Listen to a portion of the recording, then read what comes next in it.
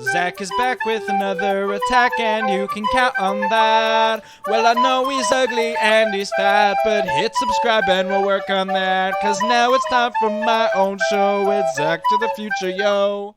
What's up, YouTube? Zach's back with another attack, and today we're going to be talking a little bit about Elizabeth Smart, or at least she's the inspiration for this. I really want to talk about you and about me, because this is a Hump Day motivation video, and it's inspired by Elizabeth Smart, because if you don't know who that is, she was abducted from her home at knife point when she was 14 years old. That's insane. I can't imagine being 14 years old, being kidnapped. That was actually one of my biggest fears when I was 14.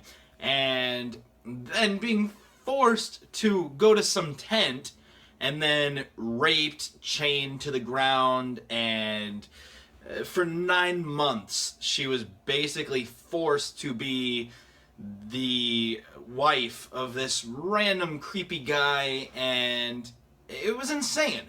But the reason why she's inspiring this video is because after she got out, her mom told her that it's terrible what that guy did to her, but her mom said that the greatest punishment that Elizabeth Smart could give to the captor was to be happy, to enjoy her life, to not dwell on it as much, because that if she does, that guy still has control over her. He still has some kind of grip that won't let go, and she is able to break that if she goes on living life and continues to be happy and moves past that. You know, if it's forever ruins her life, then he wins. He gets what he wants. And granted, he got a lot of what he wants anyway, and he took 9 months of her life that she will never get back.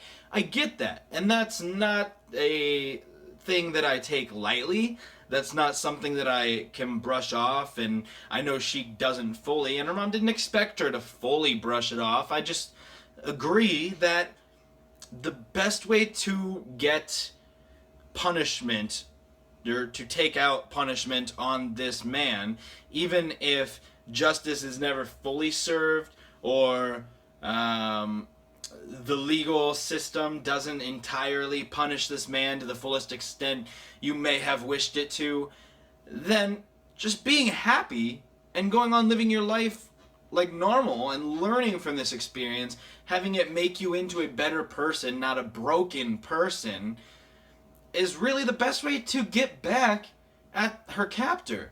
And she's done that. I mean, now she's an activist. She goes around, she's done many TED Talks, and those are really, really inspiring words from her mom, especially because if that was my daughter, I would have lost it. I would have hunted down this man and punched him in court like the one of the parents of the guy who abused the gymnasts. I kind of agreed with that guy a little bit, but I don't think that's the right answer. I think that she's being really responsible about everything and doing the best she can to handle the situation the best she can.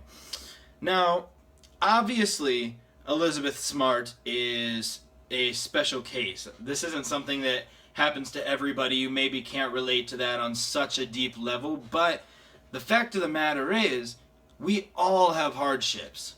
Me personally, when I was in middle school and high school, people said I had a unibrow and I had hairy legs, and I was constantly made fun of for that.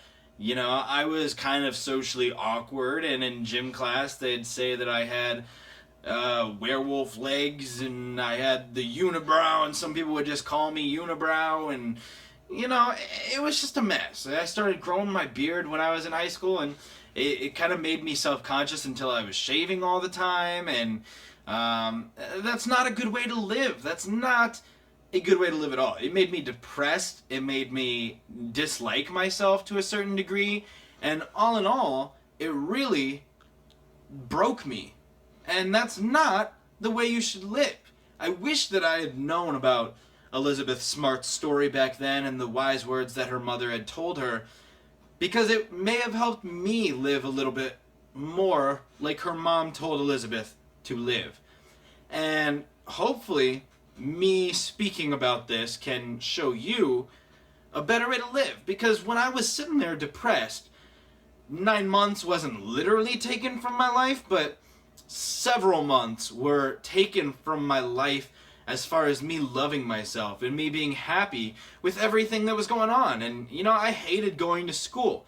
Maybe I would be smarter. Maybe I would have a better education and I would have a better job, not be focusing on Walmart and YouTube if I had loved myself a little bit more at the moment and had known how to deal with that and been able to keep going. But instead, I beat myself up. I listened to what these people said.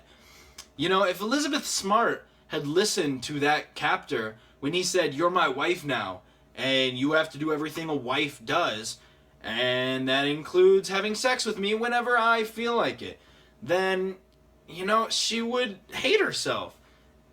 And that's not okay. So, I guess what I'm saying is no matter what you're going through, if anything makes you lose out on even 1 second of your life, if anything even makes you consider the fact that you are not good enough, you're not loved, that you're not worth anything, or anything down that line, if you have missed out on even 1 second of your life because of consequences that are outside of your control, the best way to get revenge is to keep going. The best way to show them that you are loved, you are worth something, you are incredible, is to move on and love yourself.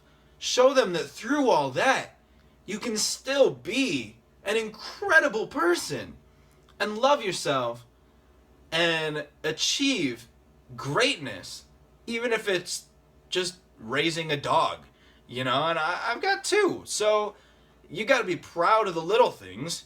You got to be aware of your strengths and weaknesses, but be so aware of your strengths that your weaknesses don't matter, and be so aware of your weaknesses that you can work on making it so you have basically no weaknesses, which is almost an impossibility. But if you're always working towards that, then there's nothing to worry about.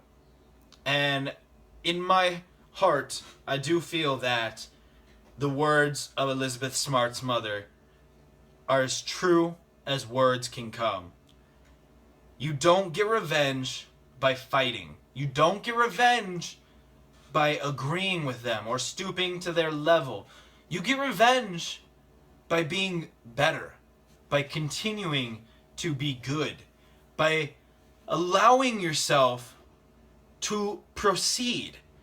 If you're walking down a path and a bear was chasing you, would you keep walking or would you run? And then, if you were walking down that path or running down that path even from this bear that's chasing you, and you came to a little wooden fence, would you stop and let yourself get eaten alive by this bear? I think not. You would hop that fence as quick as your little legs could jump, man. And I think that's exactly what this all boils down to. You gotta hop that fence. If there's a fence in your way, whether that is getting kidnapped and raped for 9 months, getting bullied throughout middle school and high school, or failing a test, you know, it could be anything. And I'm not saying any of those are less real than any of the others. They're all perfectly acceptable reasons for things to be in your way. They're perfectly acceptable gates that you have to hop over.